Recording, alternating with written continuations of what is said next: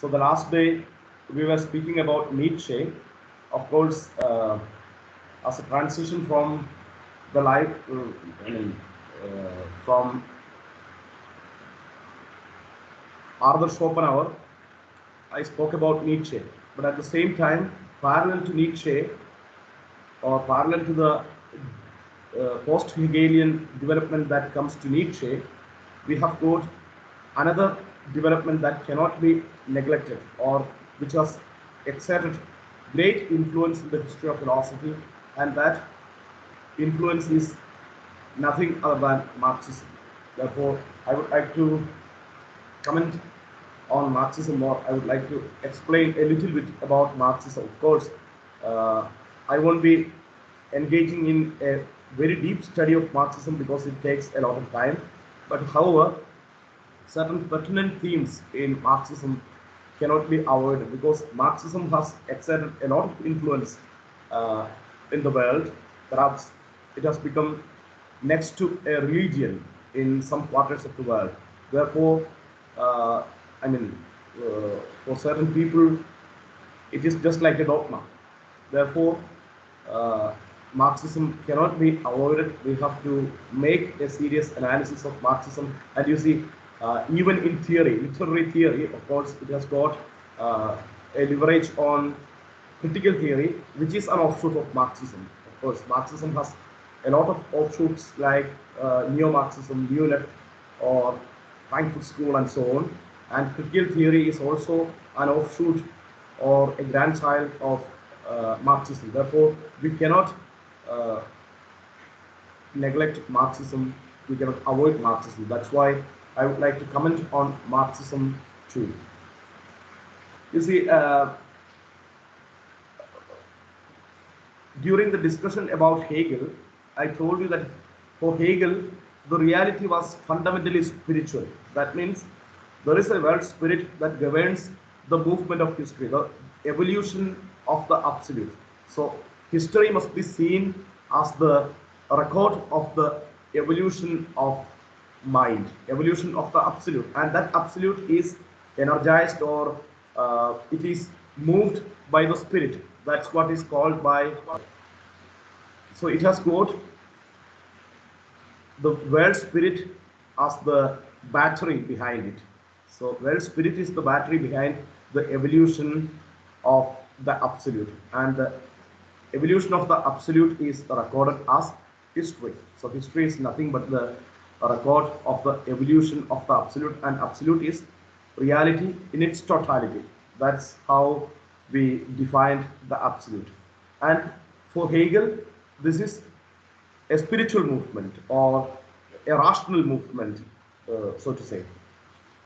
But later, the Hegelian scholars in the post-Hegelian period, of course, Hegel was of tremendous influence in Europe, especially in Germany, and in certain great universities like Tübingen and so on. The scholars were very much impressed by the Hegelian philosophy, and Hegelian philosophy was the hot point of discussion in the universities. Then, of course, uh, they had a lot of various and different, even differing or uh, opposite interpretations of Hegel or the Hegelian philosophy. And of course, two great divisions or two big divisions in the post Hegelian uh, schools of interpretation were the right wing Hegelians and the left wing Hegelians. The right wing Hegelians, they wanted to emphasize they wanted to carry on the real Hegelian spirit in its the real Hegelian academic spirit in its traditional way, whereas the left wing Hegelians were in favor of the materialistic interpretation of the Hegelian evolutionary movement. For them, the absolute should be considered as reality in its totality, in its material sense. So, left-wing Hegelians, or even sometimes they could be called young Hegelians. So, the young Hegelians were in favor of the materialistic interpretation of the Hegelian philosophy. So, for them, matter was the only visible thing, and the evolution of matter is of prime importance. Therefore, they wanted to interpret the world as the world history and the evolution of the absolute as a materialistic process. And Karl Marx was, of course, a young Hegelian or a left-wing Hegelian, or he adopted the left-wing Hegelianism through his philosophy. As you know, Karl Marx is a German philosopher, even though Karl Marx is not much venerated in Germany. For example, it was in 2010 that I visited the Geburtshaus, I mean the birth house of Karl Marx, the house where Karl Marx was born, and the man who accompanied me, he was not very much impressed uh, about Karl Marx. And he told me, for us, we have got quite a lot of philosophers like uh, Immanuel Kant, Fichte, Schelling, then of course we have got Hegel, and we have got Martin Heidegger. So we have got a bunch of great philosophers, and Karl Marx is no match for them. That was his opinion. That means for the German people, they didn't have much appreciation for Karl Marx because the Marxian revolutionary project could not, or Marx could not successfully launch his revolutionary project in Germany. You know it. And not even in England. But on the other hand, the revolution took place in certain other quarters of the world. Well, Karl Marx was born in Trier, in the Rhine area of Germany. I mean, in West Germany, adjacent to France. So it's an area adjacent to the famous river Rhine, and Trier is a very old city, and his family was a Jewish family. So he was a Jew, and of course his father had to convert to Christianity in order to secure certain jobs because the job opportunities were uh, not open for the Jews because of the prejudice towards the Jews in the modern period, even in the modern period in Europe. So therefore his father had to convert to Christianity. But anyway, he had a Jewish lineage, I would say. So he was born in 1818 in Trier. Trier is a very old city. Of course, it's a Roman city where you will find a structure similar to that of Roman Colosseum, and it is also very old. That structure is called Porta Negra, or the Black Door. Even today, you can see that Porta Negra in Trier. So when Karl Marx was born, the area Rhineland, it was under the Prussian rule. But of course, it had a history of occupation by the French forces. I think a couple of days before I told you about that. So during the time of the French occupation, the people there actually enjoyed quite a lot of freedom. They enjoyed freedom, but under the Prussian occupation or under the German occupation, they could not enjoy so much freedom. Therefore, the life became miserable under the Prussian occupation. And of course, as a young boy who was born in 1818, after the French occupation period, the life was miserable for Karl Marx too, for his family too. Therefore, Karl Marx was brought up as a young rebellious child who had certain strong sentiments against the Prussian rule. So it is out of these sentiments that he did, or at least I would say these sentiments might have influenced him in developing his concepts about imperialism, the Prussian imperialism, and of course his concepts about against capitalism. So that's only a historical part. We are not very much concerned about history, but we are concerned about the text itself or the philosophy itself. You see, for Hegel, the evolution of the absolute is a spiritual process, whereas for Karl Marx, he turned it upside down, or he has just inverted it.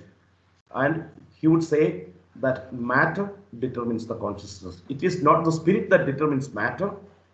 You see, in Hegel, it is the spirit that determines matter. For us, Karl Marx, it is the matter that determines the spirit. So the consciousness. For example, when I do have matter in my pocket, when I do have enough money in my pocket, then I have got confidence, and that confidence in turn influences my mind, my outlook, my world outlook. So the mind is determined by the matter that I have got. So matter is not the material, not only the material things, but the capital to which I have access, the capital I have. That's what he means. So matter should be understood more in an economic way, in an economic sense, than in a physical sense. So matter determines the consciousness according to Karl Marx, and I would say this is one of the 10 most influential adages in world history. No matter whether it is philosophical, scientific, or of literature, this is one of the most influential statements that influenced the humankind. Matter determines the consciousness. So this is the Marxian interpretation of the Hegelian project or the Hegelian philosophy in a very nutshell. But anyway, we will go a bit deeper into it. You see, before Karl Marx, there was another great philosopher who influenced and who actually terrorized the whole of Europe. And that writer was, or that philosopher was, Ludwig Feuerbach. You might have heard about him. His name is Ludwig Feuerbach.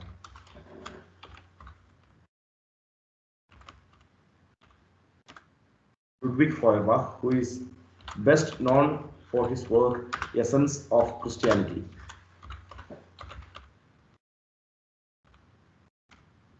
Essence of Christianity. You see, that book is a quite interesting book, and in that book he actually divides the whole scheme into two. He would say that the real essence of a religion or the real essence of Christianity is not the spiritual essence but the material essence or the anthropological essence. He would say the real essence of any religion. Of course, he speaks against the backdrop of Christianity, because Christianity was the most influential religion those days in Europe. Therefore, of course, any criticism of religion would aim at the criticism of Christianity. Therefore, when he writes Essence of Christianity, it's not an exclusive criticism of Christianity, but it's a thesis, or it's a statement against all religions, I would say. Therefore, he would say religion has got two essences. One essence is the religious essence or the spiritual essence, and another essence is the anthropological essence. And he makes a comparison between these two. He would say that human beings from time immemorial, they had got certain awe feeling or wonder feeling or even fear feeling towards the world. So in order to appease this world, you see, we can have two approaches to the world. Right now I am not quoting any philosopher, but I am just telling you certain things philosophically, that's all. You see, philosophy, there is a famous statement that philosophy starts from wonder. For example, the first human beings, they had encountered the world and they had got some fear feelings towards the world, towards the nature, or they had got some wonder feelings towards the nature, or even awe feeling towards the nature. So nature was awesome, nature was wonderful, and nature was also dreadful or fearsome or fearful. So therefore, he would say that the first attempt of a human being is to appease this nature, because this nature is beyond his capacity. He cannot have, or he cannot claim mastery over this nature, because this nature is very powerful. So he can have two attempts. Either he has to venerate this nature, and by venerating he can appease this nature. Therefore, he can he can have this nature at his side, at his disposal. This nature would not do any harm to him. Therefore, in order not to be harmed by the nature, he will have to appease nature, and that's the starting point of natural religions. So he will venerate nature itself as God or as a divine power. So this is the starting point of all the natural religions. So animism, sometimes we would call it even animism. So this is the starting point of natural religions. And then, of course, he can have another way of responding to this gigantic nature, because he has got reason. You see, while discussing Descartes, we discussed that human beings have got a specific capacity, and that capacity is called mind. And with the capacity of mind, man can know the physical laws governing the nature, and by knowing the nature, knowing the laws of the nature, he can subdue the world. So parallel to this veneration, parallel to this admiration or agreement with the nature, he can also have an attempt to conquer the world, to subdue the world by knowing the nature. So parallel to this religious sentiments, parallel to this religious approach to the world, he can also have a scientific approach. Through the scientific approach, he is trying to conquer the world by knowing the laws beneath the physical world, the laws governing the physical nature, of course. So these two attempts can be done at the same time. So when science develops, then the religious sentiments will have to give way for the scientific truths. That's what is happening here. That's why we spoke about the de-divinization. History must be understood as the de-divinization process. Or there is a famous theologian called Rudolf Bultmann. Bultmann would speak about demythologization. So a kind of demythologization or de-divinization is going parallel to the scientific development. So the development of science is to be considered as the development of de-divinization. So both these processes are going parallel to each other. And then, of course, he can have another attitude towards this nature apart from these two attitudes. And what is that attitude? That is quite interesting. You see, when this nature, still this nature is not favorable to him. For example, in spite of all these religious activities, in spite of all the sacrifices, this nature is not at his disposal. This nature is not always favorable to him. Through certain natural calamities, through some floods, or through some unpredictable behavior, this nature is always overwhelming him, or this nature is always antagonistic to him. That was his feeling. So even though he admired this nature, even though he adored this nature, even though he had religious sentiments and a contract, because when he enters into a religious cult or religious offering, it is what we call inherent. It is indirectly a kind of agreement, no? So in spite of this agreement, this nature is not always honest to him. That was his feeling. So the nature cannot be trusted always, because the nature behaves in an unpredictable way. So this nature is not a party that can be trusted. Therefore, he can have only one approach to nature, that is the scientific approach. One has to subdue the nature. Therefore, the natural religions must now find or they must be replaced by another religion or another religious sentiment. Then he will have to find out a stronger party that can help him in his fight against the nature, or he has to find out a new party that would always side with him in his fight against this nature. So in order to subdue the nature, he has got science, and in order to fight against the nature, because nature is not always trustworthy, therefore in order to fight against the nature, he has to find out a new party, and he has invented God. That's the anthropological or the phenomenological or even the philosophical analysis of the origin of religion. So he has invented God. So God is a stronger party who is said to be the creator of even this earth. So as the creator of this nature, he has got command over this nature. And if I can have an agreement with him, if he is with me, if he is at my side, then I can victoriously, or I can successfully engage with this world. I can successfully fight with this world. Then world is no more a threat to me. Therefore, there starts the religious sentiments with respect to gods. So, sometimes it might have started as polytheism. Then, of course, it might have transformed into or metamorphosed into monotheism. And as Harari says in his Sapiens, now it should give way to humanism. Anyway, leave it.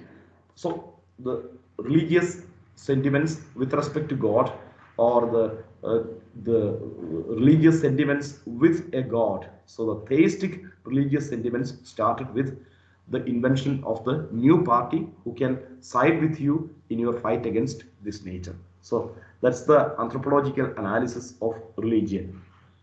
You see, then this Feuerbach, he would say that in order to create God, man has surrendered almost all his capacities, almost all his abilities, because he had his rational power, he had his physical power, and everything. But when he creates a God, he has to posit that God, or he has to speak about that God as omnipotent. Otherwise, there is no meaning, there is no sense in having a relationship with a God, because if that God is not omnipotent, then he cannot successfully help you. So in order to have a successful God, in order to have a powerful God, you will have to give all the human attributes, the human power, the human rationality, then the human flexibility, and everything. All these things in its maximum or in its absolute sense must be attributed to God. Do you get me well? Yes, Yes, sir. sir. Yes, Yeah. sir. yes, Okay. yes, Okay. Okay. Fine. yes, yes, So, yes. so the human essence, in its absolute sense, or the human qualities in its finest sense, must be attributed to God. So, a theistic religion, a religion with God, therefore acquires all the attributes of the human beings, the human essence. So the theist in a theistic religion, the gods or the god sucks dry the human essence, and he becomes fat, and the human beings become very lean. They become very meager. So in order to fatten a god, in order to make a god richer, man has to make himself poorer. Therefore, in essence of Christianity, Feuerbach, uh, Feuerbach, uh, Feuerbach has got a famous statement. Now the poor man has got a rich God. So all the capital that we had, we have given to a God. In order to create a God, we have given all our essences, all our qualities in its finest sense we have attributed to a god. So we have created a rich god, but we became poor. Therefore the poor man has got a rich god. That's the famous criticism of Ludwig Feuerbach. Therefore Feuerbach would say the rich man has got a poor god, and the poor man has got a rich god, and now we have to claim our essence back from God. Now we have to confront God, and we have to ask God, Mr. God, you have misappropriated all our essence, and you have become fat, and you have become rich. Now please give me back my essence. So therefore, any criticism of religion must be an anthropological criticism according to Feuerbach. Therefore, Feuerbach would divide his book into two: the the true or the anthropological essence of religion, and the false or the spiritual essence of religion, or the divine essence of religion. So the divine essence according to Feuerbach is a false essence, or the divine essence of religion or the divinity is a false essence.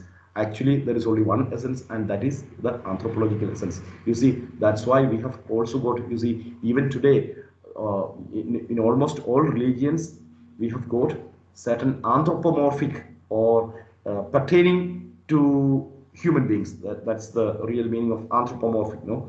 So we have got certain anthropomorphic concepts about God. That's why we attribute the human qualities in God. A God who can get angry with human beings, who can part us, who can give us rewards, who can give us punishments. So all the human feelings are attributed to God. Therefore, by attributing all our qualities and essences in their fullest sense, we have made God a rich man or a fat man. So the the meager man has got a fat god, or a poor man has got a rich god. That is the fundamental criticism that uh, Feuerbach raised. And this Karl Marx was very much impressed by the literature of Feuerbach, and of course, later he also criticized Feuerbach. Of course, according to him, Feuerbach has only interpreted the religion. Now we have to move further. That was his point. Of course, we will come to that. Then later he published a pamphlet, or a leaflet, I would say. He published a pamphlet or a leaflet with the title Thesis on Feuerbach. Thesis on Feuerbach. The plural is used there. Thesis on Feuerbach. Thesis on Feuerbach. In his thesis on Feuerbach, he would say, especially in its 11th thesis,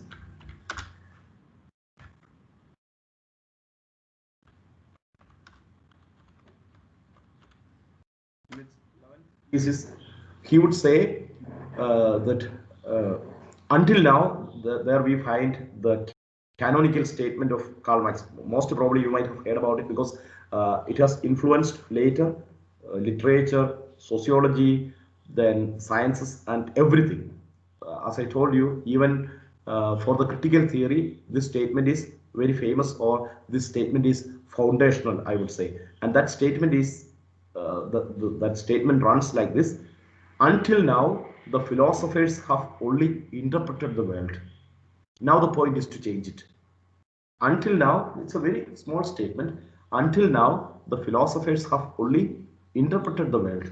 Now the point is to change it. So, a science, we cannot afford to have a science which is mere analytic. We cannot afford to have a science that is mere interpretative. On the other hand, we must develop a science that is liberative.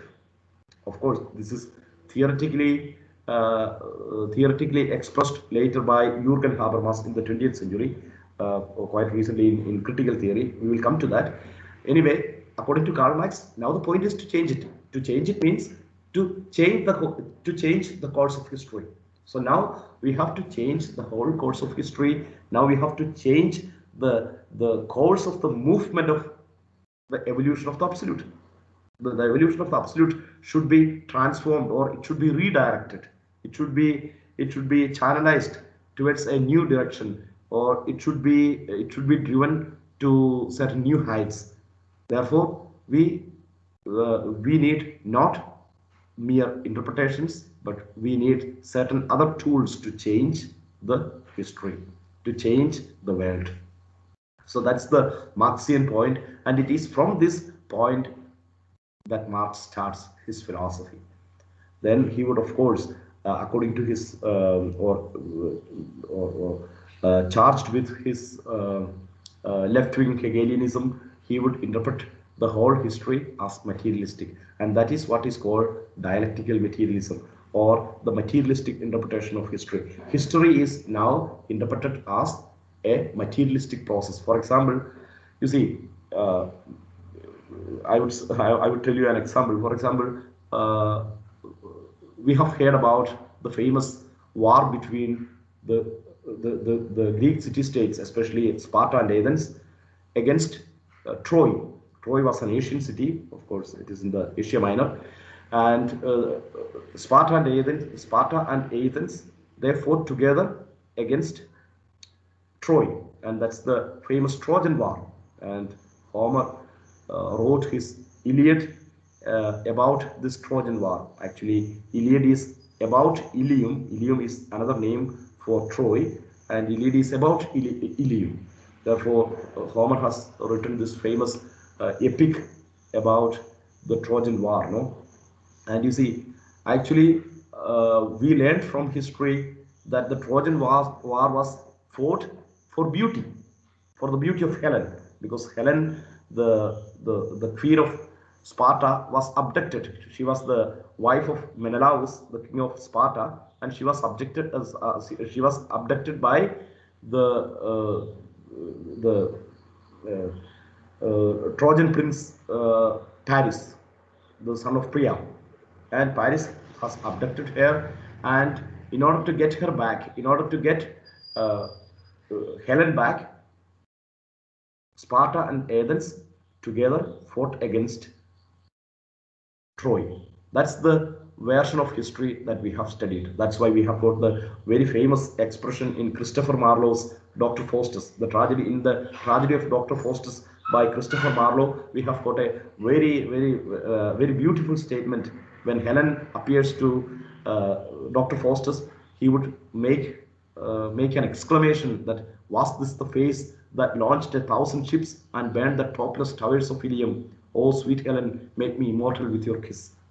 So the beauty of Helen is praised there, and the fact that the war was fought for the cause of because of Helen, that concept is reiterated there in Christopher Marlowe's Dr. Faustus as well. So the version of history that we have studied, we have learned, is that this war was fought for Helen, or for the sake of Helen, I would say. But anyway, Marx would say no, it was not fought for the sake of Helen. On the other hand, the Greek city-states, they were enlarging, or they were developing as economic powers. So they had to get supremacy or monopoly in their in the sea routes in Mediterranean, and of course they had to find out certain colonies where they can successfully engage in business. And in order to find out certain business routes and sea routes, and to have monopoly in the seafare in the Mediterranean, they had to fight wars against other people. So no matter whether it is against Persia or other city-states, so such wars always took place in the Greek arena. So likewise, they had to find out certain new colonies. So in order to find out certain new colonies, they had to they had to fight a war at any cost. So this is just a what we call, this is just an accidental cause. Helen is just an accidental cause. The real cause is not Helen, but matter, capital, business. So business is the root cause, or capital is the root cause, or matter is the root cause. Therefore, the history is driven by material forces, or the drive for acquiring matter, acquiring wealth. So in order to acquire wealth, you will have to enter into wars. So you will later whitewash all these things with certain other stories. So these stories are created, or these are constructed by the victors. So the victors would construct a theory proper to their interest, no, or in order to cater to their interest, they would construct a new theory or a new version of history. That's all what happened in the world history, because the Trojan people, they lost the war, and the Greek people wrote the history. You see about the history of Trojan War. Of course, it's a quasi mythical war. We have got accounts of that war from the literature of Homer. So Homer was a Greek man. Then of course he wrote the Greek version of that history. Okay, well and good. Therefore, it's just an example for that. So Marx would say that the whole history is driven by certain material forces. So matter drives the history. Matter drives the consciousness. So that's the first point that Karl Marx makes. Therefore, he would always engage in the materialistic interpretation of history. Then, of course, he would say that by production, by producing, the human beings would find their essence. Okay. Now, of course, we will move to that concept, the species essence of human beings. You see, the second concept, the second important point, of course, the Marxian philosophy has got a lot of theoretical frameworks, which I don't want to explain here because it will take a lot of time. It will consume a lot of time, and we need not bother about such intricacies, I would say. On the other hand, we would directly go to his famous concept of the species essence. Then he would say that in order to interpret the history, in order to uh, criticize the history, we need a real criticism of religion, because man has given the sum total of his essence to certain gods. Now he has to reclaim, according to the thesis of Feuerbach, or according to the concept of Feuerbach, he has to reclaim all these essences. Therefore, or all the things we have deposited in heaven. So we have deposited all our capacities in the heaven. Now we have to withdraw. Now we have to write a check to withdraw all that we have deposited in heaven, and then we will have enough material to shape our own destiny. So we need not uh, ask God to shape our destiny for us. On the other hand, we can shape it ourselves. So that's his point. Therefore, we will have to reclaim it. We will have to withdraw all the deposits that we have in heaven. And therefore, he secondly engages in a criticism of religion. Therefore, he would say that through religion, man acquires a kind of illusory happiness. Through religion, man acquires only an illusory happiness. So, for the problems that he encounters in this world, he seeks help from God, and he finds out certain illusory happiness.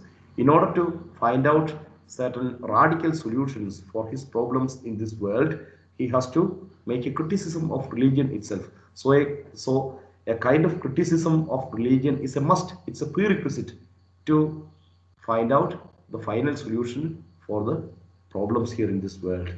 Therefore, he would say that we have to start with a criticism of religion. That's why we have got a famous statement by Karl Marx: religion is the opiate of the masses, or religion is the opium of the people.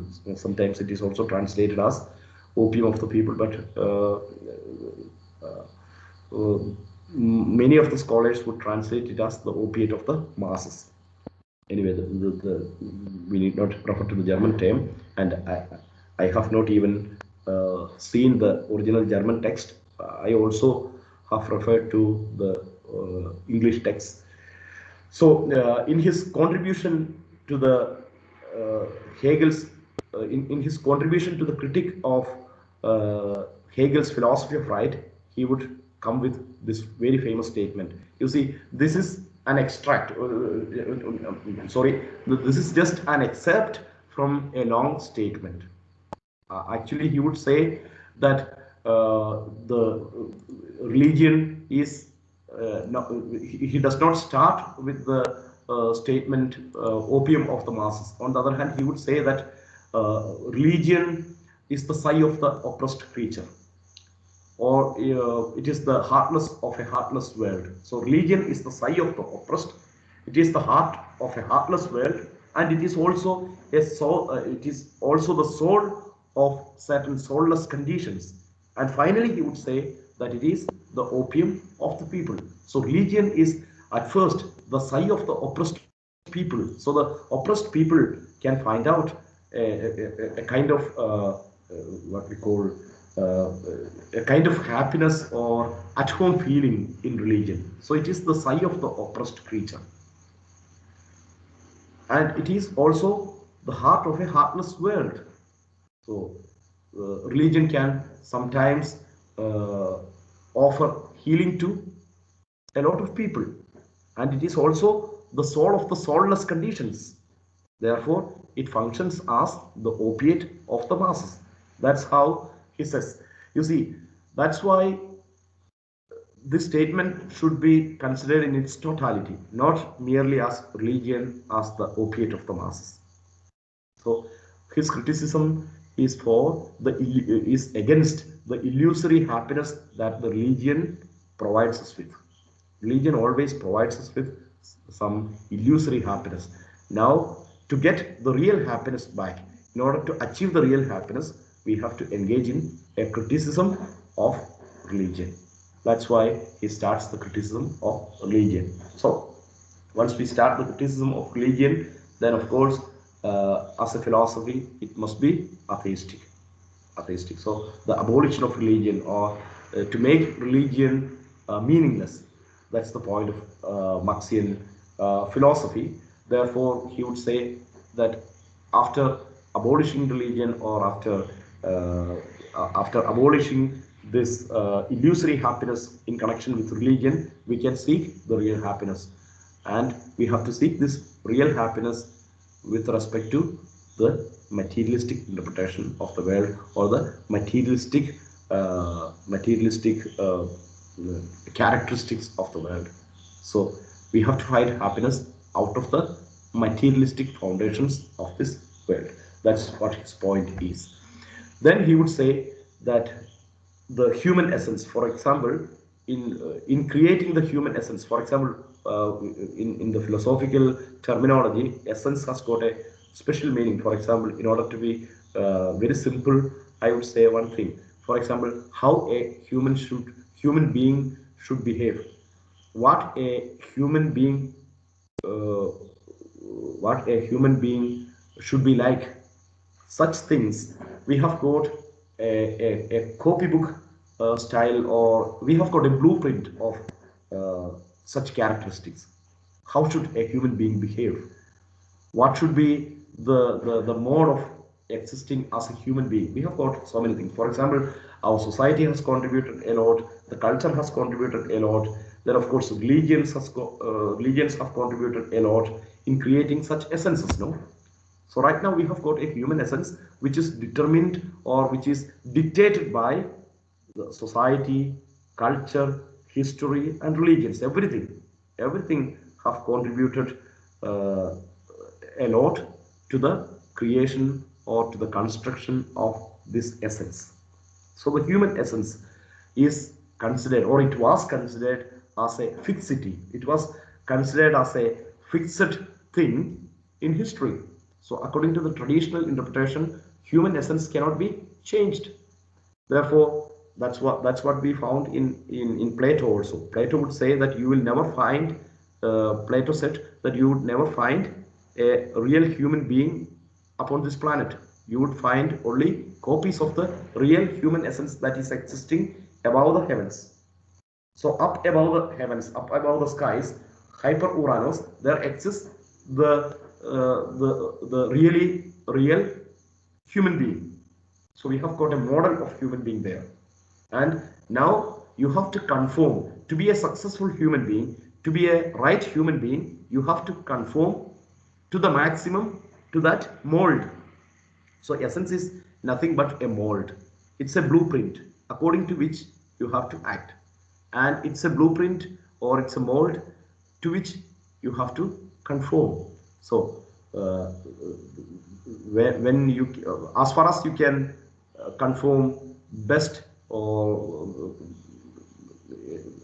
in a successful way to this mold, or to this blueprint, then you are a successful, or you are coming closer to the real essence of a human being. So that's the traditional concept of human essence. But Karl Marx would say no. You see, religion has played a vital role in creating that essence, and society has created created its own essence, or it has contributed a lot in creating this essence. And the modes of production, he would speak about the mode of production. For example, he would say that there was ancient communism uh, existing in the prehistoric times. Then of course later came the ancient mode of production. Then of course there came feudalism and so on. And right now we have got capitalism, and now this capitalism should be supplanted by a new form of society, which is a classless society. So at first through socialism, and later by communism. That is his point. That's his uh, uh, concept about the historical development of mankind and society. Well, leave it. He would say that this essence is a creation of a lot of forces, including religion, society, literature, everything. Everything has contributed its own portion to the construction of this human essence. Now we have to define it. Then he would say that the human essence is created. That's the central point that we have to mark. You see, the human essence is primarily a product of the social relations. So, what kind of social relations we do have? For example, the present society, the present mode of production, and the way how a human being is considered in a society today. All these things can create the essence. So the human essence is determined by the present society and the social relations. Therefore, he would say that the human essence is fundamentally a creative essence. So that's the interesting point there. Now you will find what we call uh, the naturalistic interpretation we find in Karl Marx. For example, how do we become best productive in our life? What is the best product we human beings have? If I ask you such a question, what would be your answer? What would be the finest product that a human being can produce?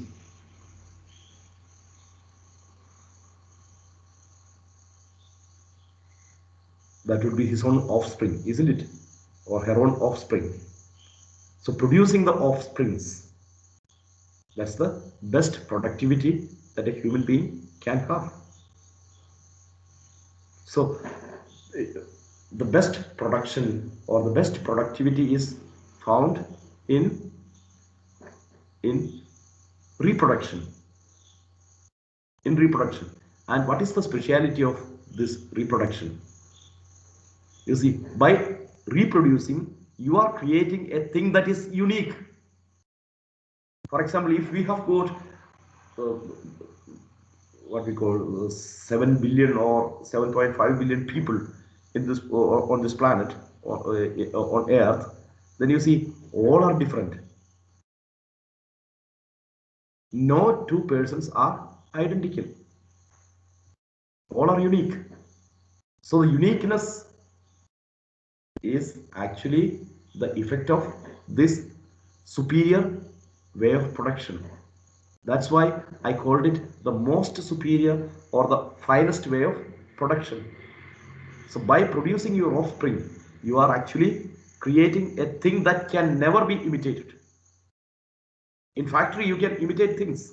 For example, in a factory where vehicles are produced, all these things can be interchangeable. All the vehicles could be interchangeable. For example, when you book a white car, they have got some 1,000 white cars, and out of these 1,000 white cars, they would give one white car, and you are not very particular about one car because all are identical, isn't it? We are not very particular. For example, when we go to the dealer, when the dealer says, okay, of course you will get a white car, then you are happy with that. You are at home with that because you are not very particular about one specific car, one single individual car. No, because all are identical. But about the human person, is it so? No. So all the human beings are unique. So by reproducing, your productivity is at its maximum, or it is at its best, I would say. Therefore, the best production is in reproduction according to the naturalistic way of thinking.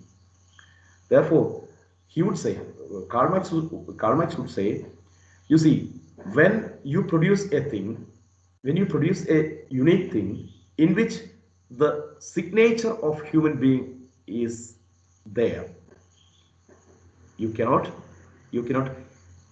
exchange it with any other thing. For example, you will never exchange your offspring with any amount of money. You will never sell it. Can you sell it? No one can sell it, because there you have got your own signature. So when you produce a thing and when that product carries your signature, you can never sell it.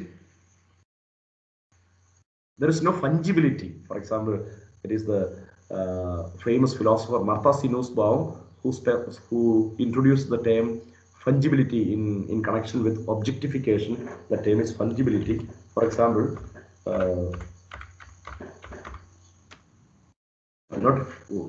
I'm sorry, because it has got a spelling mistake. It's fungibility.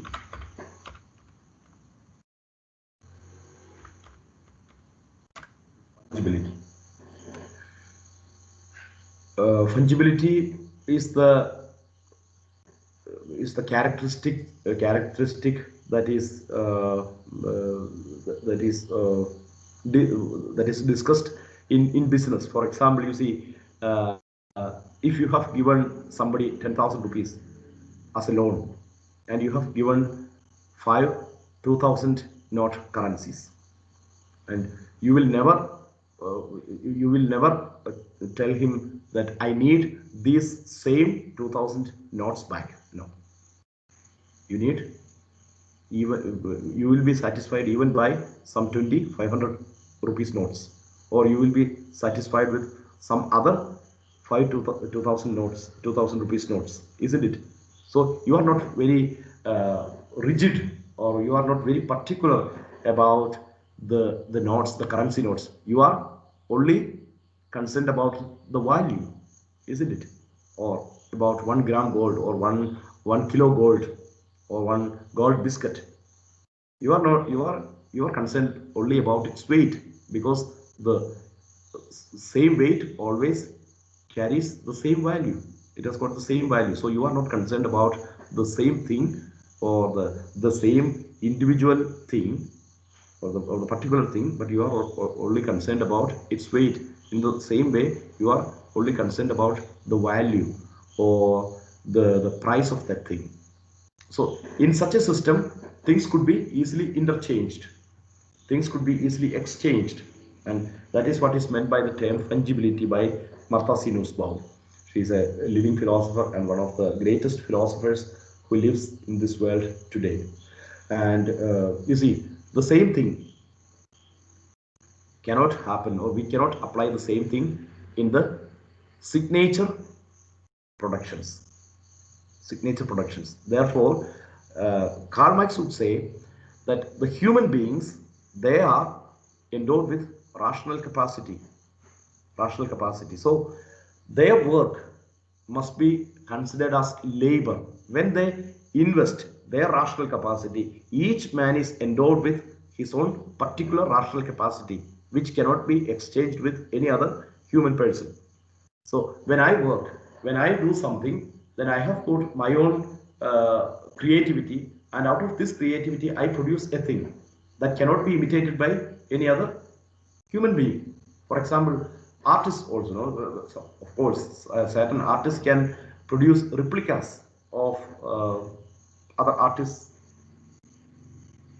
For example, today, when somebody makes a Pieta, a model of Pieta that was actually accomplished by Michelangelo, or the Moses of Michelangelo, or the David of Michelangelo, you see, it will be called just a replica. So we can only imitate. But the signature is there, and once the signature is there, it cannot be exchanged with any other product. So the human beings have got the capacity unique capacity to produce things, and when they produce things, they have got their own signature upon the products that they produce, so they cannot be interchanged. Therefore, he would say what human beings do, or what human beings produce are uh, are to be called as the products of labor, not just the products of work. So work and labor, both these things are differentiated in Marxian philosophy. For example, I will tell you one example. For if you have got, for example, energy can be quantified, no, energy can be measured. So with a certain amount of energy, you can produce certain things. For example, in a factory, you can produce quite a lot of things with some 10 units of electricity or 100 units of electricity or whatsoever.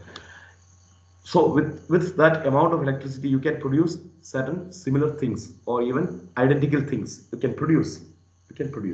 But when the human beings produce something, they are actually twisting the nature. They are actually twisting the nature. So labor, we call a work labor only when we twist or manipulate nature for our own purpose.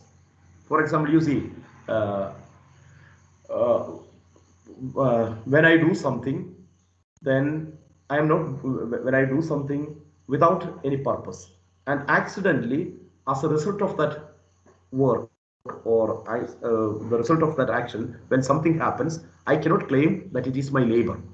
It is just because of the effect of the energy that I have propelled, or I have unleashed. That's all. So just as an outcome of my energy, something happened. But when I do it purposefully, it is called labor. Labor. Labor is the term that we use when we produce certain things purposefully. I think you get me correctly. Only with the investment of rational capacity and creativity, you can meaningfully enter into labor, or you can engage in labor.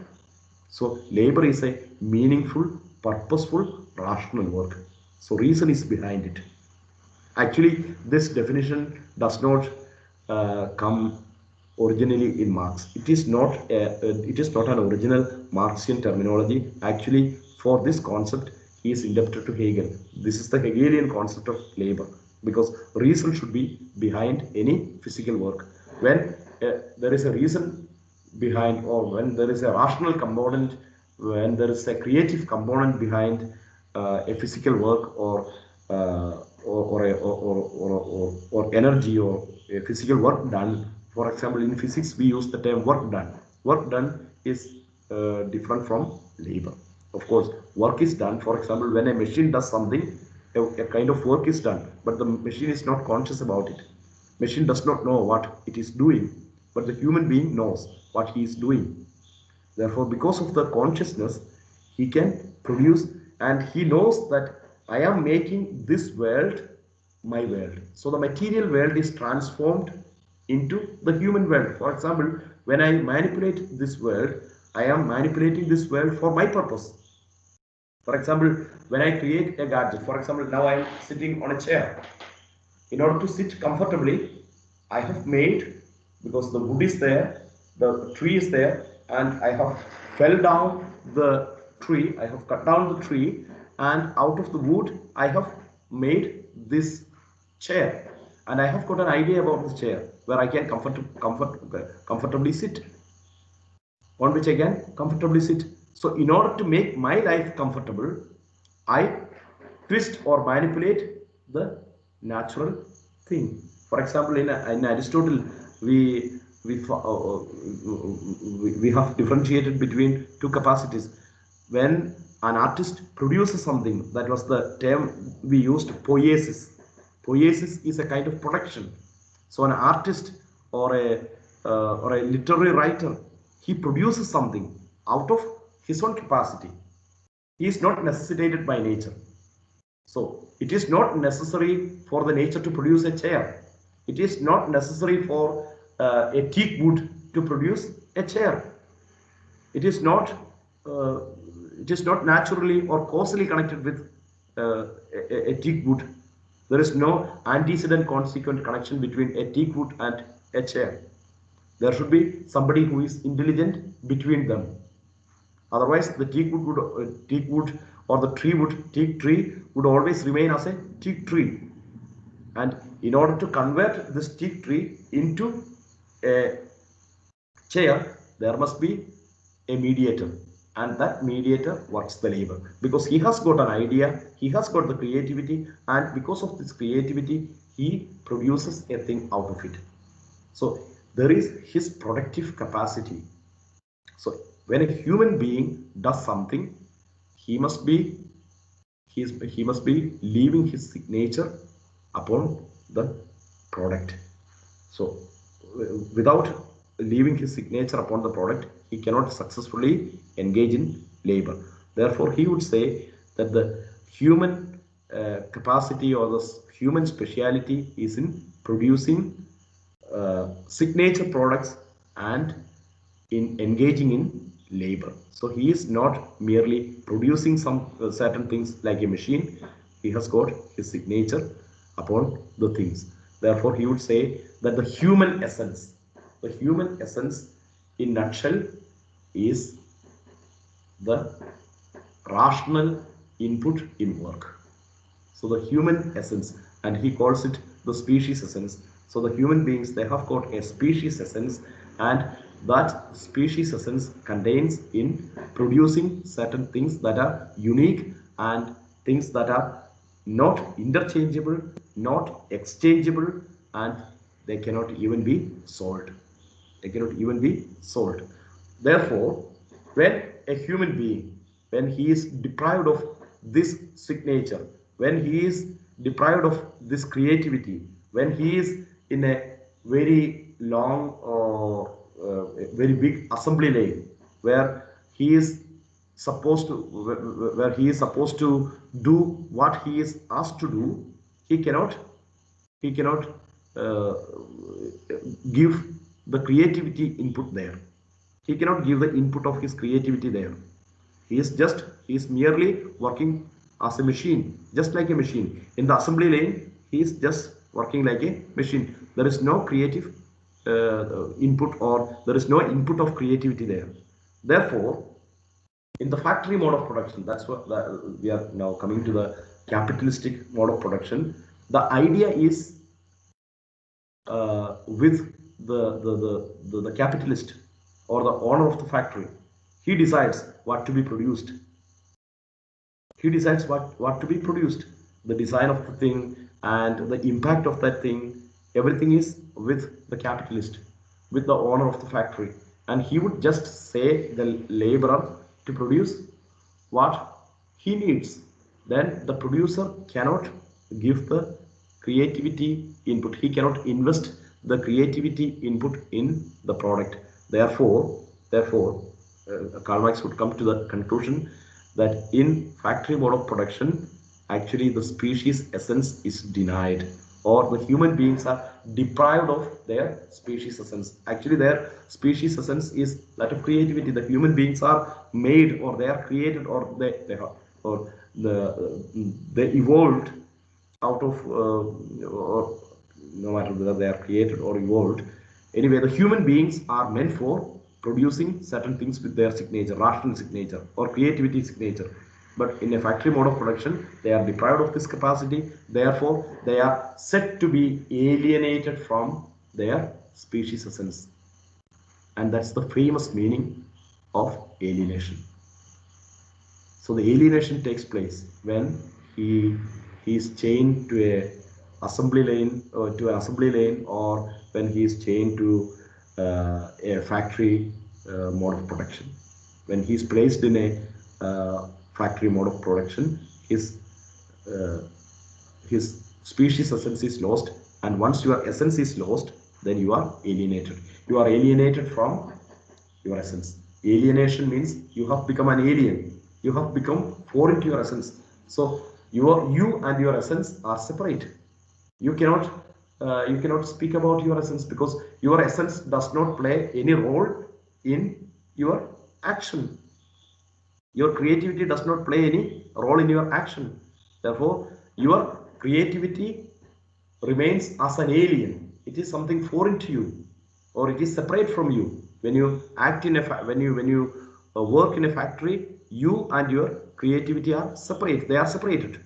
Therefore, you are said to be alienated from your essence, or you are deprived of your essence. You are separated from your essence, and that's the famous meaning of alienation. So, you can, so according to the Marxian philosophy or the Marxian theory, you can never sell your creativity. You can never sell your creativity. For example, I will tell you an example. The great work Pieta of Michelangelo. That's in Saint Peter's Basilica. Suppose a situation where situation in which Vatican goes bankrupt in future, then Vatican decides to sell this great work of Michelangelo, and it places that work, I mean Pieta, for in an auction for sale. Then of course certain billionaires like Bill Gates or Jeff Bezos or even our Mukesh Ambani, they would be rich enough to buy it in that auction. But still, of course, they can buy it, they can purchase it, and they can place it in their living room. But they cannot fully claim, they cannot honestly claim that the work of Michelangelo is their own. Never. So even by purchasing a product of creativity, you can have never full access, full ownership of that thing. Still, that work belongs to Michelangelo. That's the meaning. That means with money you can never purchase creativity. So that's the real point behind this alienation, this concept of alienation. Therefore, Marx would say that the laborers, they are the real owners, or the producers, those who produce with creativity, they are the real owners of uh, the thing produced. Therefore, any system that manipulates uh, the production, the creativity of the producer, for example, the capitalist or the industrialist mode of production, uh, can do justice to the laborers. Therefore, such a system should be abolished. That's why he stood for the abolition of capitalism, and therefore he said that a new system must be evolved where the producers are free to produce their things, and they must have full access to their products. The products must be their own, and according to him, that mode of production can be achieved only through communism. So that's the Marxian interpretation of material things or history. And of course, as I told you, I have never delved deep into the Marxian philosophy enough, because it's a very deep philosophy and it's very vast, because he has actually written quite a lot of literature, and he has produced so many books. But anyway, the gist of his philosophy can be found in this core concept of alienation. Therefore, his concept of alienation, then of course his criticism of religion as something that provides us with illusory happiness, and then of course his concept of uh, the purpose of study or the purpose of knowledge as liberative or as changing the history. Uh, they are the most important characteristics that we have to focus on, because this purpose of knowledge as liberative or emancipative is the core concept that exerted influence in the later period, and even in our literary theory or in theory, actually it has got its expressions, and we would come to that point later. And then parallel to Karl Marx, we will have to, not parallel to Karl Marx, but parallel to Nietzsche and Schopenhauer, we will have to discuss also the philosophy of phenomenology. You see, now we move to phenomenology. Do you have any doubts, or do you mind asking doubts right now, or shall we discuss it later after 10 more minutes after phenomenology? What do you think? Shall we move on? Yes, Father. Okay, fine. Yes. So now in the post-Hegelian tradition, there is one more development. That development is called phenomenology. You see, the division between phenomenon and noumenon was actually done by Immanuel Kant. And later, another German philosopher, Edmund Husserl, he found certain problems with this division. Just like Hegel. Hegel was not happy with the division between phenomenon and noumenon. For him, if there is reality, that reality must be fully understood by reason. That's why he made the famous statement, real is rational and rational is real. In the same way, this man, Edmund Husserl, he would also protest against this Kantian division of phenomenon and noumenon. But anyway, he would employ the term phenomenon.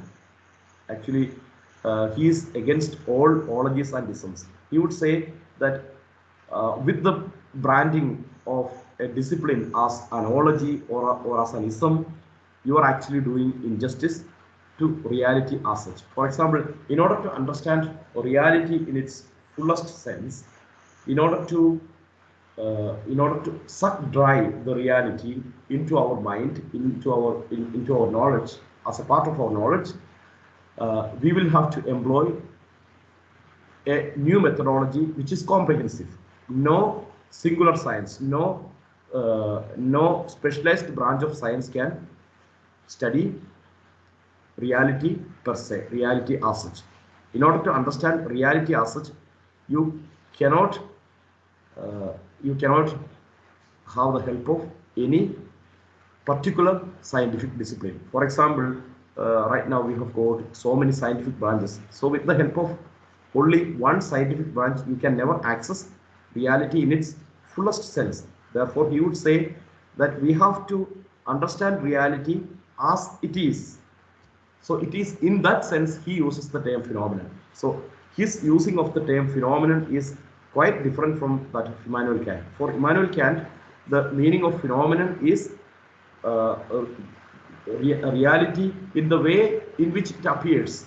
So the mere appearance, the knowable realm of reality is understood by the term phenomenon in Kantian terminology.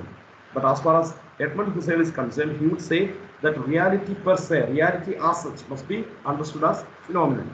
So for him, phenomenon is reality in its totality, not as a compendium of the whole reality existing in this world. But when we speak about one reality, that reality per se, or that reality in its fullest sense, he would say that when we employ one science, for example, when an ophthalmologist, when he deals with a human person, he is actually concerned about his eyes, the patient's eyes.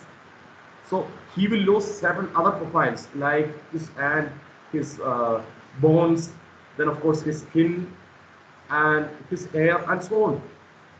So when you employ one science, one particular branch of science, you are actually losing some profiles.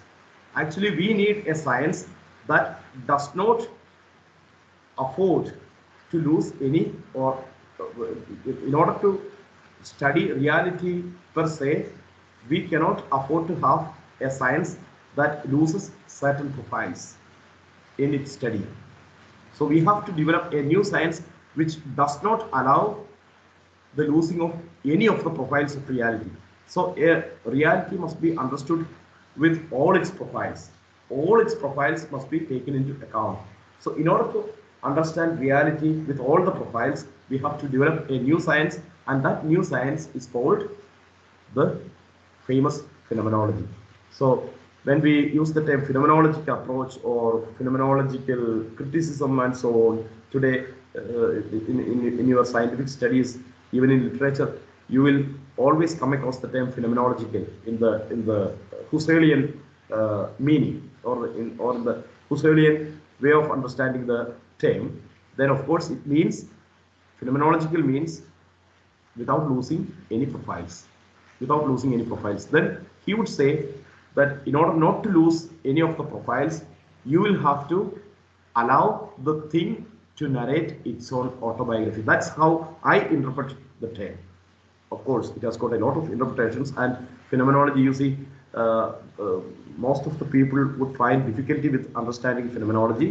But anyway, you see, in order to understand it in a very simple way, you have to understand phenomenology as the object narrating its own autobiography. You must be a mere observer or a mere beholder of the thing.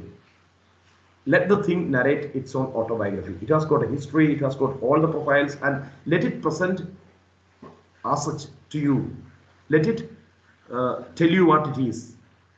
Just be an observer, just be a beholder. So as a knower, you should not employ any particular method in knowing the thing. Let the thing narrate its own profiles. So allowing the object to narrate or to express its profiles, its profiles in its fullest sense is the core of phenomenology. Therefore, he would say that you have got certain personal prejudices, and because of the science, the specialized branches, we have got certain prejudices concerning the profiles of things.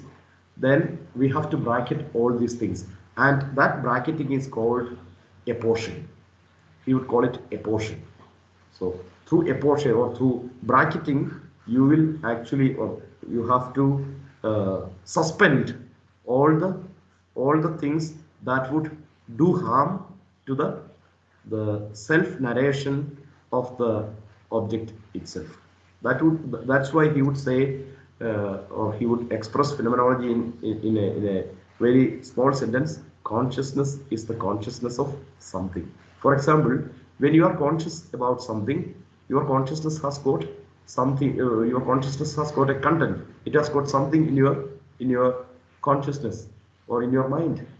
For example, when you are conscious about your own action, or when you are conscious about an object there, then that object has become the content of your consciousness. Therefore, he would say consciousness is the consciousness of something.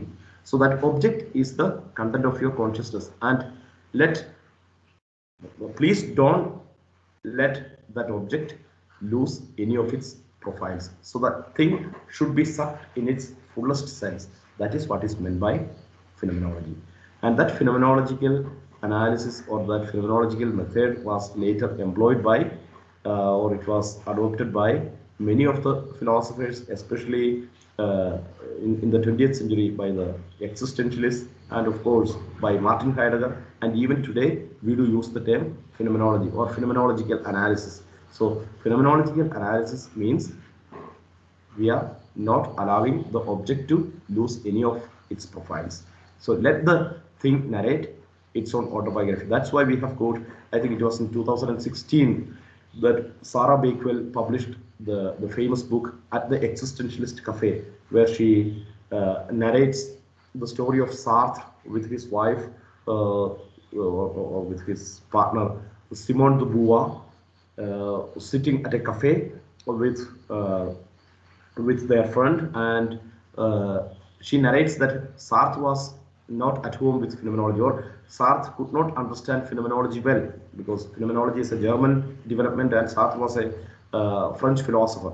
So he was not well acquainted with phenomenology. Then their friend, they were sitting in a cafe, and he would say that right now we are sitting to enjoy a cocktail. Right now we have got an apricot cocktail before us. You see, phenomenology is nothing but the apricot cocktail narrating its own history, its own profiles. So therefore he would say that an apricot cocktail, it can also make its own narration. It can narrate its own story.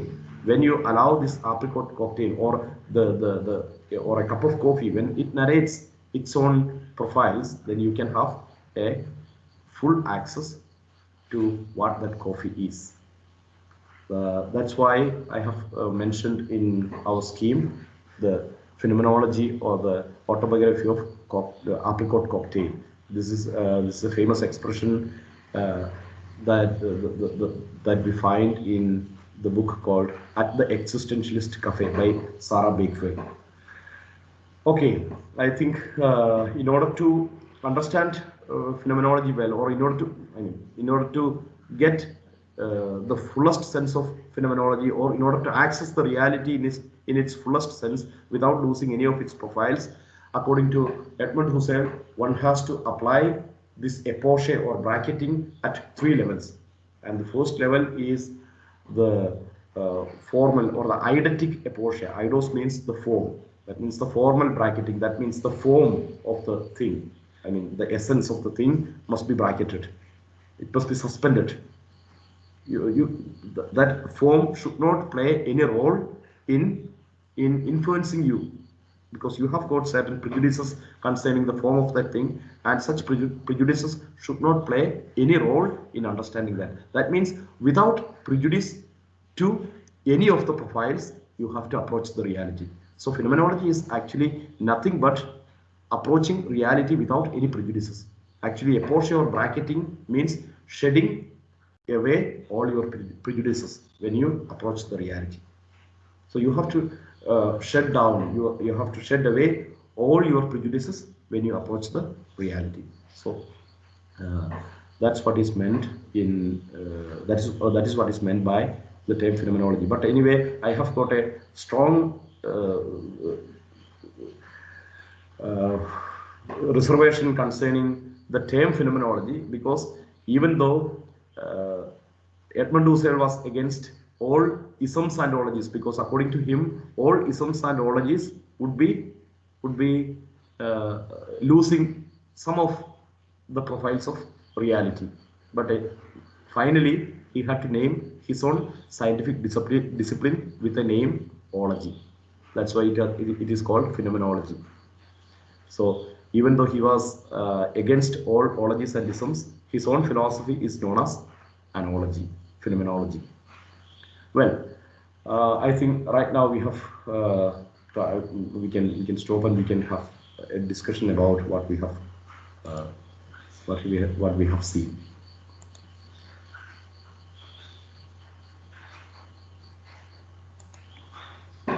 Sarah Bakewell.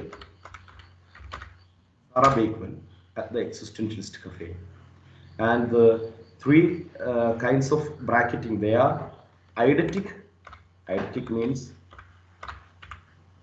eidetic, phenomenological,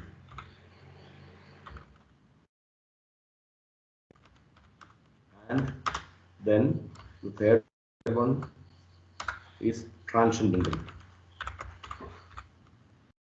Even though the terms are different, actually they don't have much difference in meaning. That's why I told you the very simple meaning. When you approach reality, you should not allow the reality to lose any of its profiles. Okay. We got a question, Father. Okay. Father, do you think that Marx has greatly influenced the later development of philosophy in Europe? Yes, of course. You see, of course, the mainstream politics in Europe, it was not much influenced by Karl Marx, because you see, the people had got, especially the regimes, I mean the governments and even the people of Europe, they had got strong reservations against the communist regimes in Russia, and of course the communist regimes all over the world, across the whole globe. So, therefore, they were quite cautious about the infiltration of Marxism as a governmental form into their land. Therefore, they had always resisted the infiltration of Marxism. Therefore, they had got strong reservations about Marxism, and they were not in favor of Marxism, I would say. Therefore, in that sense, the political scenario of the Western Europe, at least the Western Europe, was not much influenced by Marxism. But you see, the certain circles of the thinkers, it was greatly influenced by Marxism. That's why I spoke about the Frankfurt School, about which we will definitely speak in the coming classes. And then, of course, the New Left, and of course, Theodor Adorno, yeah, you are right. Theodor Adorno, then thinkers like Max Horkheimer and so on.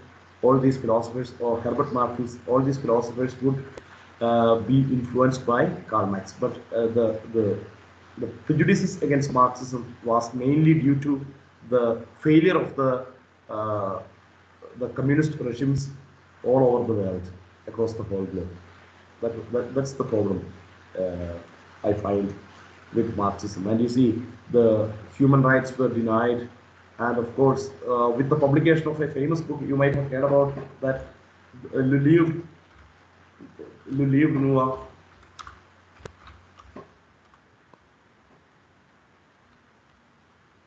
Livre Noir.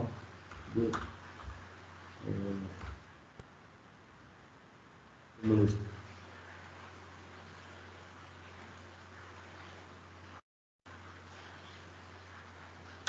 Le Livre Noir du Communisme.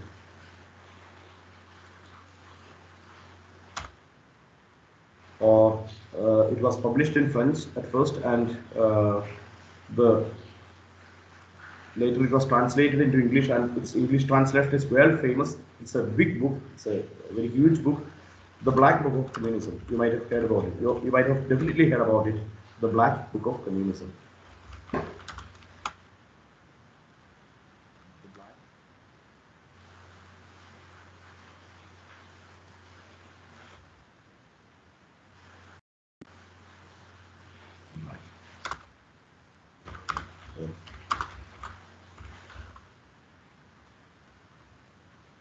The Black Book of Communism. The Black Book of Communism is a huge work, or it's an extensive work, and it's a scientific study about the failure of the communist regimes all over the world, and especially in the Eastern Europe. I mean, in Soviet Union and its satellite countries. And it was published by Stéphane Courtois. It is a French author, and it was later translated into English. I think its translation was done by Peter Kramer.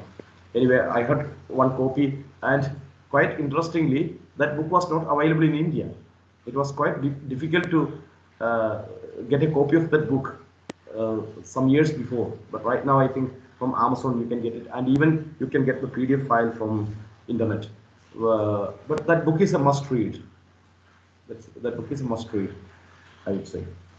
And that book, with the publication of that book, then of course the people had a lot of antipathy towards communism. Therefore, even today, the people in Europe, especially in Western Europe, they are not in favor of communism. That's why they, you see, in 2018, when they celebrated the bicentenary of Karl Marx's birth in Germany, in Trier, they had a great exhibition, and as I told you, I was also a part of that exhibition. I could visit the exhibition hall there, and I could spend a lot of hours there, one complete day there.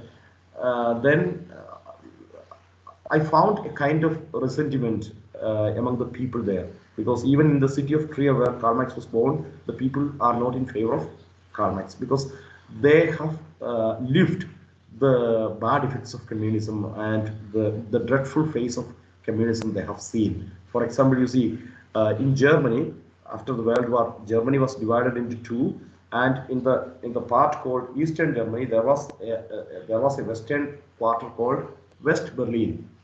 So actually, West Berlin was a quarter entangled or imprisoned in East Germany, and during the time of Berlin blockade, actually the people in West Berlin, they could not actually live.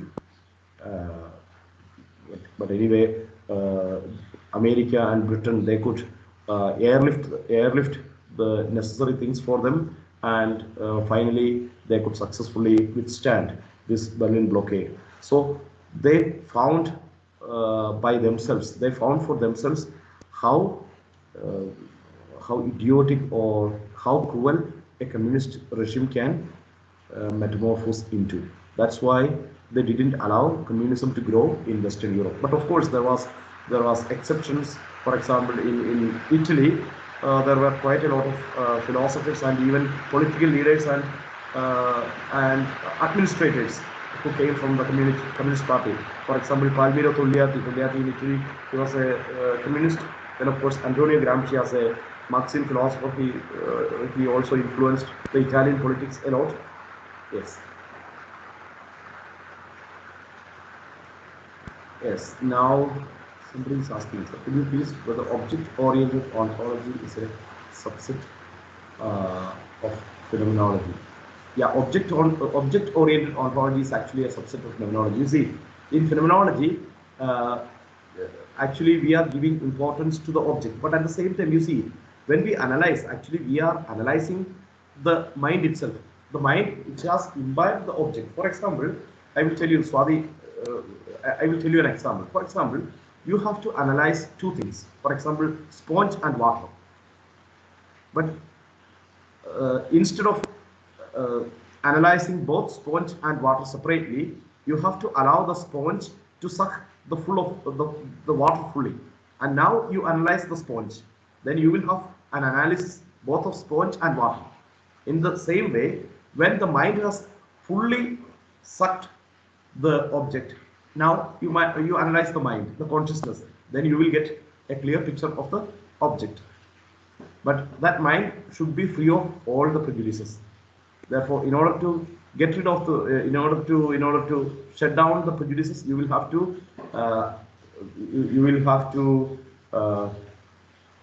allow the mind to undergo a rigid bracketing, which consists of three stages. So uh, that's what I would say about the object-oriented ontology. Of course, it's an object-oriented ontology, but at the same time, for us, the objective analysis is not the object itself, but the mind that has sucked the object in its fullness.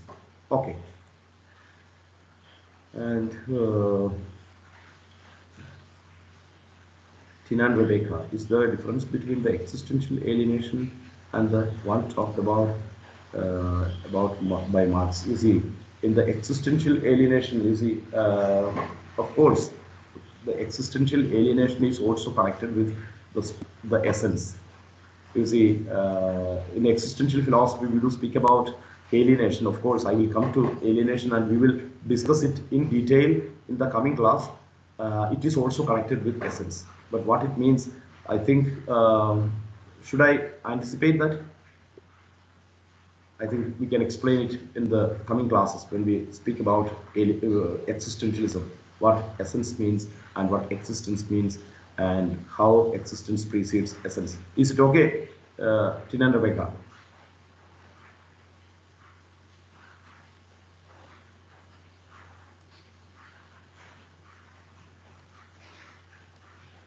Yes, Father. Probably Okay. it will become clearer. Probably, I think. Yeah. Isn't Then it? yeah, exactly. Then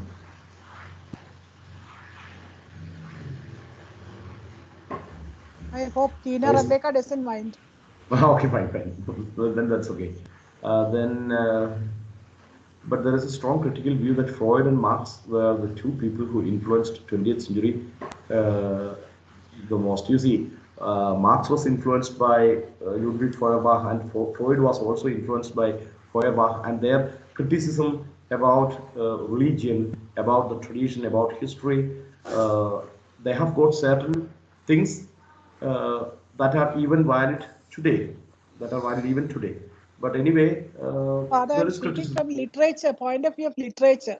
Two Ah, people who have influenced literature most, there's a general view that it is Freud and Marx. do you agree with that?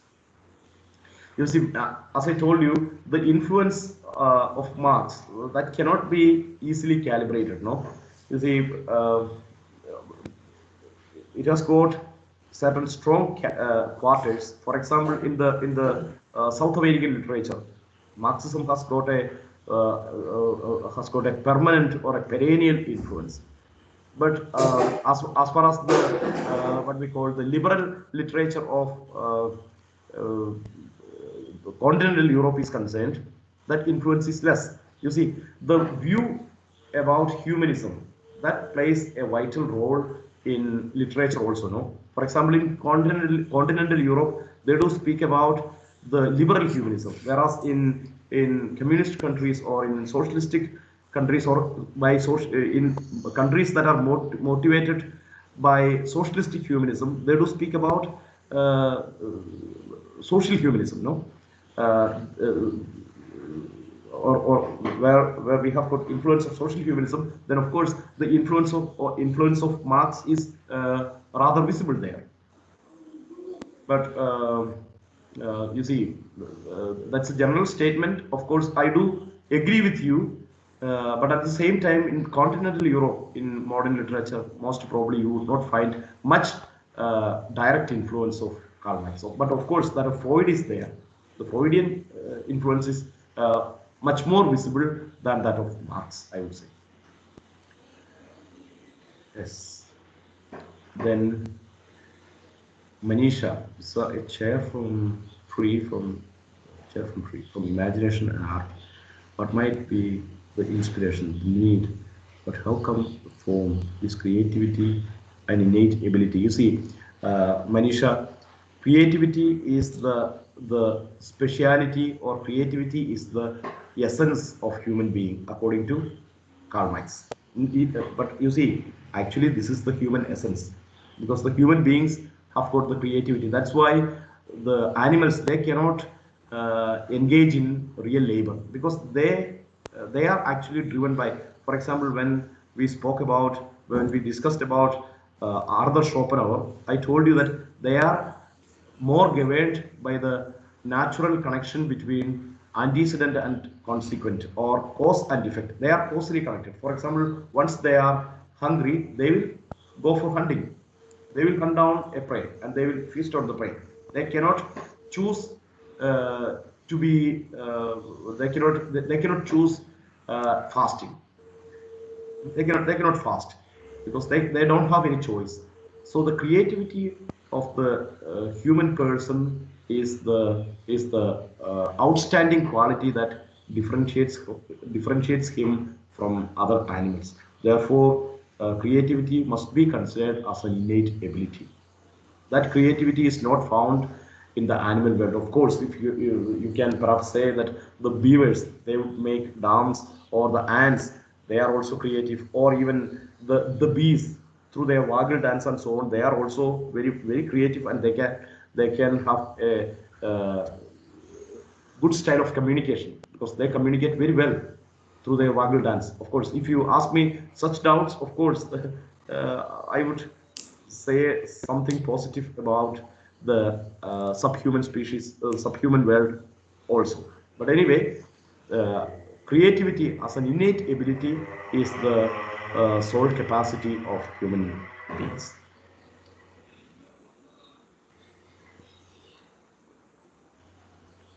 Why are things are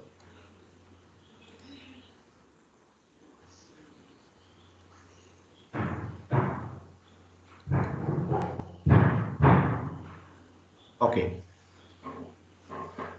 The next question from Vinod Kumar: why are eco-critics and eco-feminists critical of Marx's attitude to nature? You see, the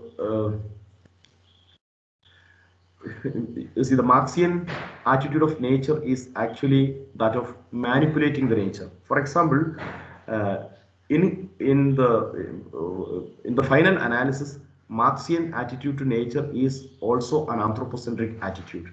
So no sound eco philosophy would agree with Karl Marx, because Karl Marx does not say that man is just a chain, or just a link in the chain. No, or he would be just a link in the web. No, he would never agree with that. On the other hand, man has got the capacity and he has got the creativity to change the world, to make the material world a human world, to make the material nature a human nature. That's why we are we are reshaping or remodeling the world in order to suit our purpose. So in that sense, Marx would always agree with Descartes. That's why Descartes, the father of modern anthropocentrism, has got a lot of influence in Karl Marx. Therefore, Marx, according to the eco-philosophers in general, they have got strong reservations about Karl Marx. That's the fundamental point as far as I know the Marxian approach to nature. Yes.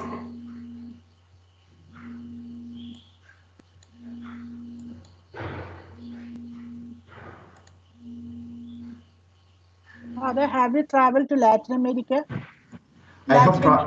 Yes, I have traveled to Latin America once. I could spend a couple of days in Brazil. You see, actually, I had to, you see, I had to make a cruise from Recife. Actually, Recife is some 2,000 or 2,500 kilometers away from São Paulo, the biggest city of Brazil. And I had to fly from São Paulo, and from Recife I had to take a ship through the Atlantic, and then I had crossed the Mediterranean, and later I reached the Canary Islands. So I have got some familiarity with the Latin American geography, and of course with some places, but only a limited knowledge about Latin America. Otherwise, I don't have any experience in Latin America. It was just for a cruise. Of course, the cruise was for some 8 days or 7 days. But anyway, I had the luck. I had the opportunity to visit Latin America once, and the biggest country in Latin America, and one of the biggest countries in the world, no? Brazil. Are there any philosophers from Latin America that you know of? I mean, any influential? Anyone we haven't, not familiar, that's why. Oh, okay. Paulo Freire is a philosopher, but of course he belongs to the Marxian tradition.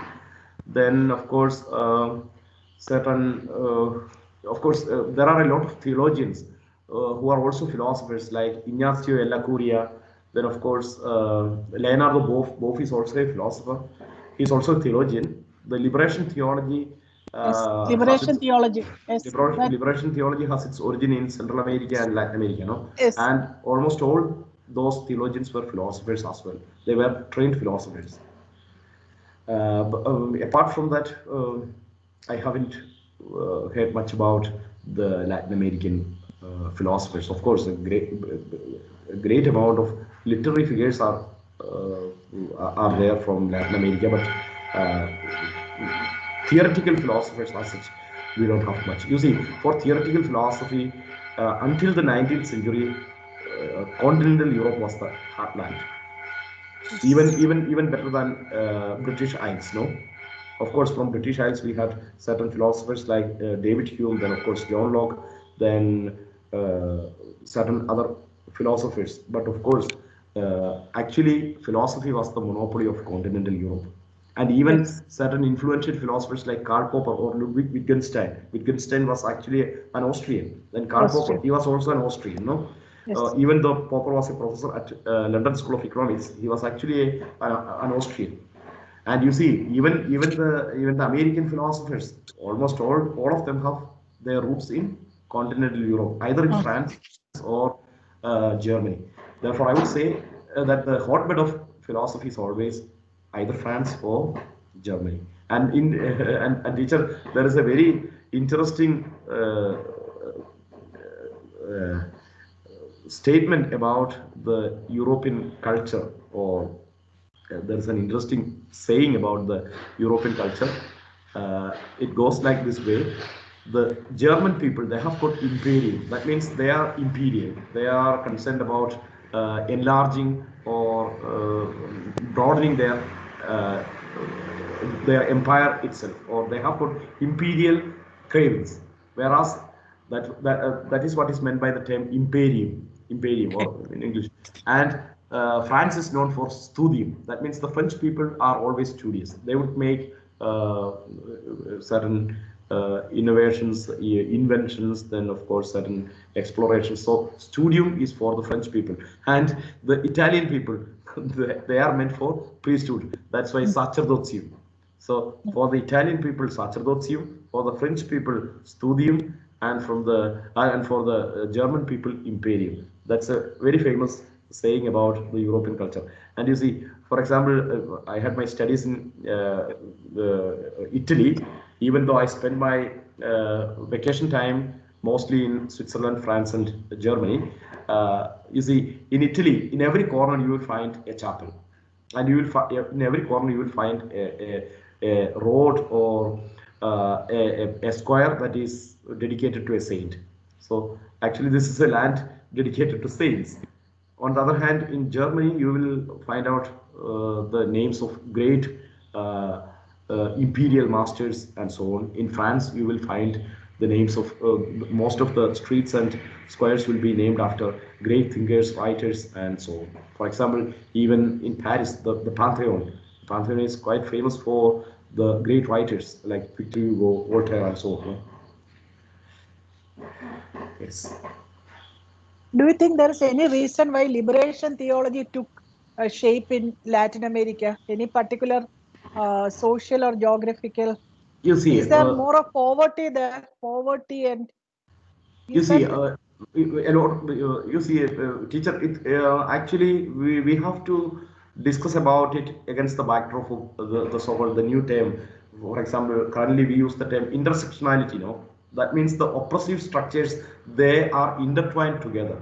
So when we speak about oppression, we cannot simply speak about one kind of oppression. There are so many oppressive forces, and those oppressive forces are working together to make the oppression more and more concrete, isn't it? Or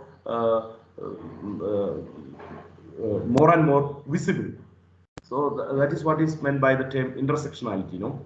So academically speaking, when we analyze a theme or a thing, we will have to find out the multifarious roots of the thing. That is what is meant by intersectionality. But when we speak about oppression, for example, you see, when we speak about feminism, for example, the feminism that we have in continental Europe is entirely different from the feminism in Africa. For example, a woman in Africa, she is, oh, you see, she is oppressed in many ways. The first thing is because of her race, her color, and because of religion sometimes, and because of the economic backwardness about which the European women have got nothing to say, isn't it? So the oppressive structures are working together as a gigantic force, yes. isn't it? So in the same way in Latin America also, you see the people were so much uh, exploited by the European countries. Actually, they were deprived of their language and culture. No, they lost their roots. Actually, what happened in India and what happened in Latin America, they are quite different. For example, even after a colonization of many centuries, we uh, we didn't lose our culture, we didn't lose our languages. But you see, if you go to Latin America, they don't have any native languages. Either they do speak Spanish or they do speak Portuguese. For example, in Brazil they do speak Portuguese. So most of the Latin American countries do speak uh, Spanish, with the sole exception of perhaps French, the Suriname or something like that. No, otherwise all the countries would speak either Spanish or Portuguese. Only a few very small countries which speak either Dutch or French, no, but practically negligible, no, the number of people who speak either Dutch or French. But anyway, both Dutch and French are colonial languages or European languages, so they have lost their culture, they have lost their language, and so on. So they have lost their roots, and in Africa also, to an extent, they have lost their roots. Because of the European influence. But in India, we were quite lucky in that sense. No, they couldn't culturally overpower India, the Indian culture. Perhaps it would be quite interesting to you to read the book by. Actually, it's a huge series of books by Will Durant, The Story of Civilizations. The Story of Civilization. It's an 11-volume book, and the first book is titled Our Oriental Heritage, where Will Durant magnificent, it is what we call, his, very beautifully he explains the magnitude of Indian culture, especially he speaks about the Oriental culture, but anyway he gives enough space to the Indian culture. There he would say that Britain could not culturally overpower or subdue the Oriental heritage. That's why the title is Our Oriental Heritage. And quite unfortunately, that was not the case in Latin America.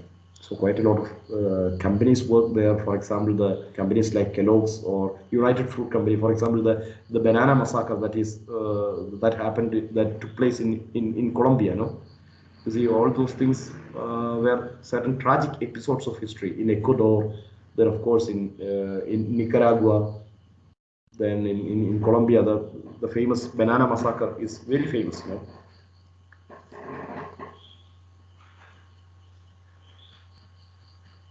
So is it because, so I'm Nisha here.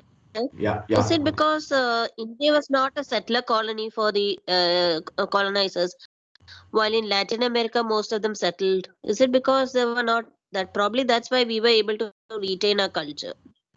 In India, they came and went. They did not settle down. Probably that's why we were able to retain our culture. Mm-hmm. Probably Yeah, that's not the case in Latin American countries. That's yeah, yeah. why they To, were completely destroyed. yeah, to a certain extent, you are right, teacher. But at the same time, you see, as I told you, the European languages, especially, of course, we had also French influences and Portuguese influences, but they could not actually engulf our language and our culture, because our culture was so wide and varied, and our language was also, you see, for example, Sanskrit. When we compare Sanskrit with Latin or Greek, of course, Sanskrit is perhaps better than Latin and in Greek in its grammatical strength, no, and grammatical flexibility. Perhaps it is better than this is how the philologists would say. Anyway, or the linguistics would say. Linguists would say. Anyway, I'm not quite sure about it because I didn't make any study about the comparison between languages. But anyway, in certain books I read, so that's why I would say that the language and the culture was so wide, deep, and varied that they could not easily engulf it. So that was also a fact. And together with that, what you said is also quite true. You're right.